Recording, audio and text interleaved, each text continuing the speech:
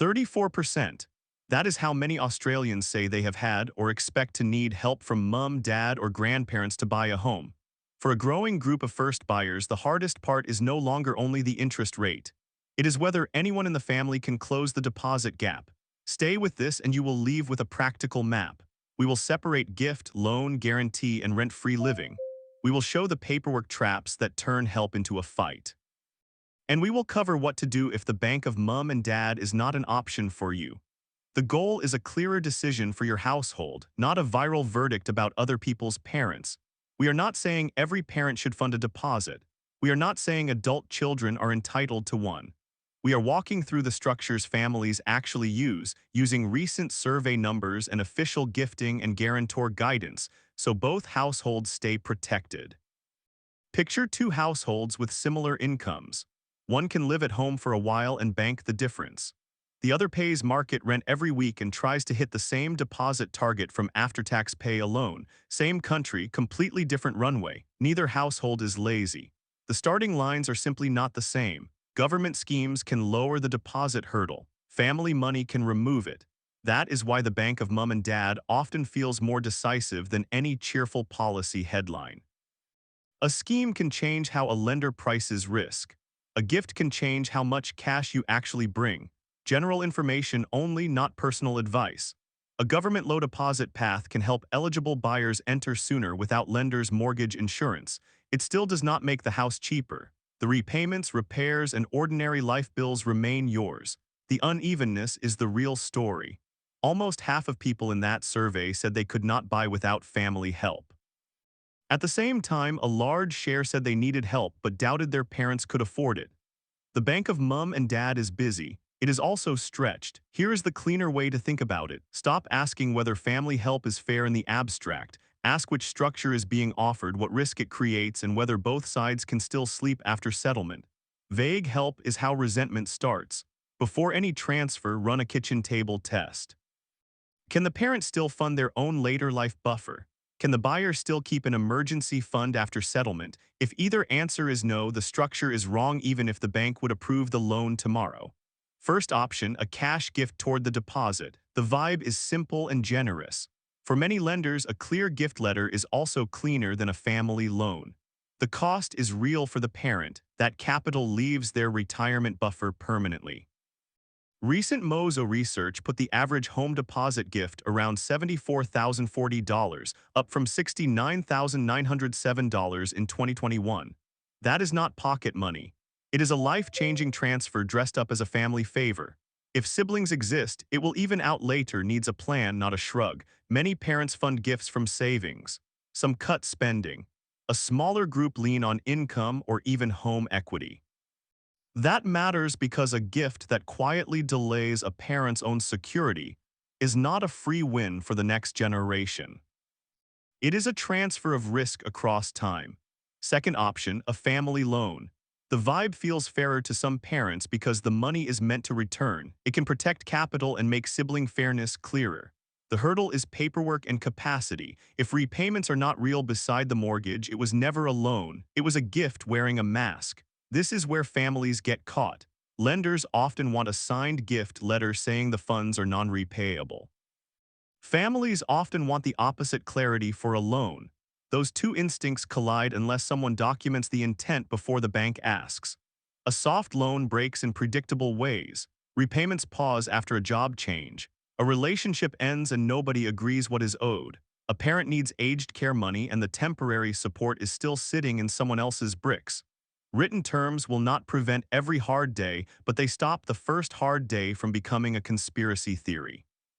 Third option, going guarantor. The vibe looks like help without writing a check. Little cash leaves the parent's account on day one. The hurdle is contingent liability. If the borrower cannot pay, the lender can chase the guarantor. Treat that as real debt exposure, not a signature formality. Guarantor support is tempting because it can help a buyer avoid insurance on a thinner deposit while still borrowing a large share of the price. That is useful only if both sides understand the release conditions and the parent's retirement plan still survives the risk. Ask the release questions out loud. When can the guarantee be removed? What equity or valuation is required? What happens if the borrower refinances, separates, or wants to rent the property out? Money Smart's guarantor guidance exists because too many people sign first and learn the answers later. Fourth option, rent-free living while you save. The vibe is often the lowest friction help.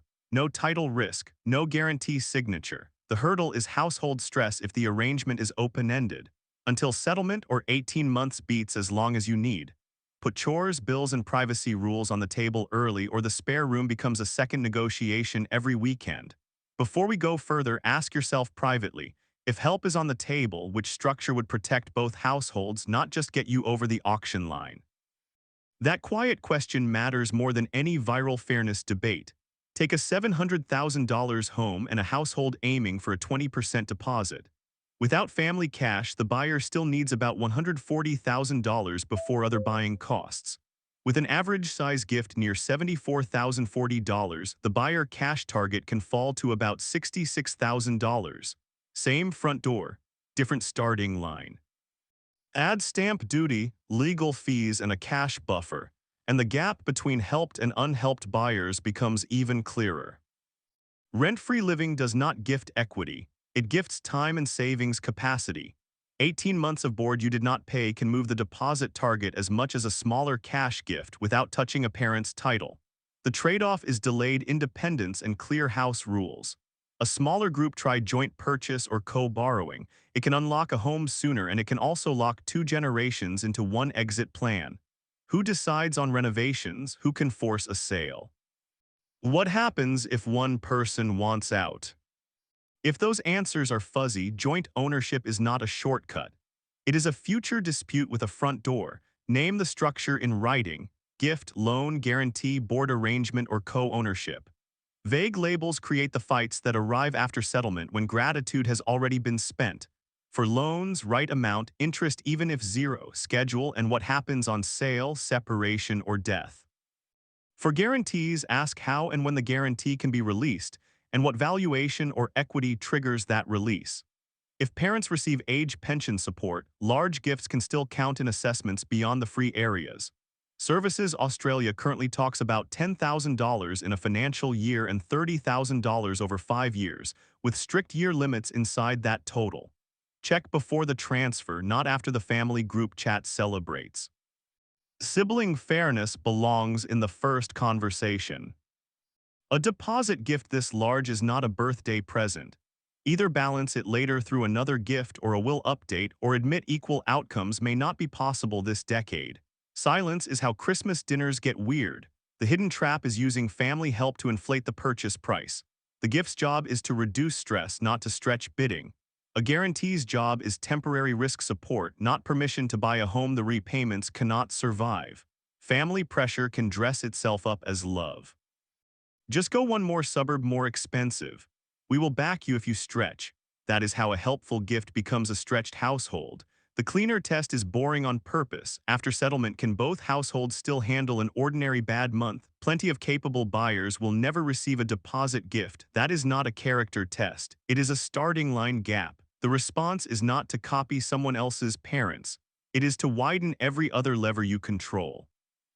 Use official low deposit pathways carefully if you are eligible, and still run the repayment maths as if avoiding insurance is not a discount on the home. Shrink the first purchase. Defend the savings rate. Stack concessions honestly without confusing a grant for a sustainable loan.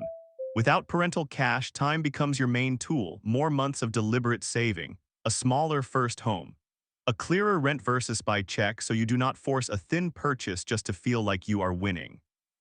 Waiting can feel unfair when friends buy with family help. Stretching into a loan you cannot service is usually worse.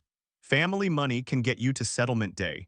Buffers decide whether the purchase survives a job change, a rate move, or one ordinary month that refuses to behave. If the only way the numbers work is perfect luck, the house is too expensive for your household right now. What surprised us watching friends buy with and without family help is how rarely the difference shows up as a nicer kitchen. It shows up as time, fewer years of rent, a thicker cash buffer after settlement, or the freedom to walk away from a stretched auction without needing a parental rescue. Before anyone transfers money or signs as guarantor, walk a simple list. Have we named the structure? Can parents still fund their own later life buffer? If Centrelink is involved, have we checked the free areas? If it is a loan, are repayments real?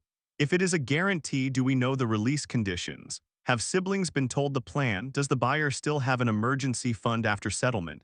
And the row families skip most often. Have both sides spoken to a qualified professional separately? If the checklist creates more conflict than clarity, that is useful information.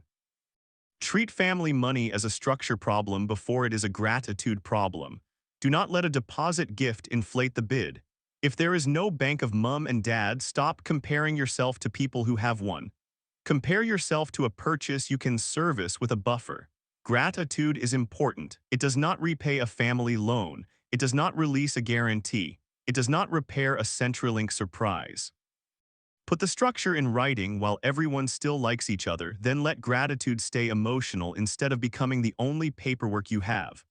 The practical version of this debate is quiet. Choose a structure, write it down, protect both households, or if help is not available, buy only what the mortgage can survive without perfect luck. That is the fairness metric you can control this month. Do the written agreement before the offer, not after the champagne.